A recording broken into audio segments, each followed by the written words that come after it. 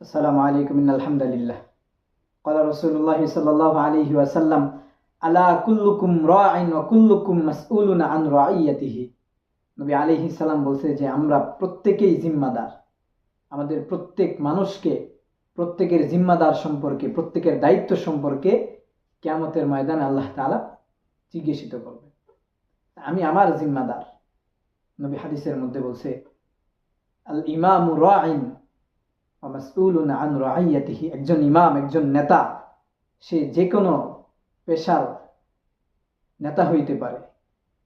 প্রত্যেক শ্রেণী পেশার প্রধানকে মুহাদ্দিসিনে কেরাম বলেন যে প্রত্যেক শ্রেণী পেশার প্রধান যারা, প্রধান হোতা যারা, প্রধান কর্মকর্তা যারা, প্রধান যাকে মানা হয় ওই ব্যক্তিটা জিম্মাদার। নবী বলেন ফাল ইমামু রাঈন ওয়া মাসউলুন আন রাইয়াতিহি। ইমামকে তার দায়িত্ব সম্পর্কে কিয়ামতের দিন জিজ্ঞাসিত করা হবে। ওয়ার রাজুলু রাঈন ফি আহলি বাইতিহি ওয়া হুয়া মাসউলুন আন রাইয়াতিহি। একজন পুরুষ তার ঘরের জিম্মাদার। এই ঘর সম্পর্কে আল্লাহ তাআলা কিয়ামতের দিন জিজ্ঞাসিত করবেন। এবং এরকম ভাবে আরো দুই শ্রেণীর কথা নবী বলছেন।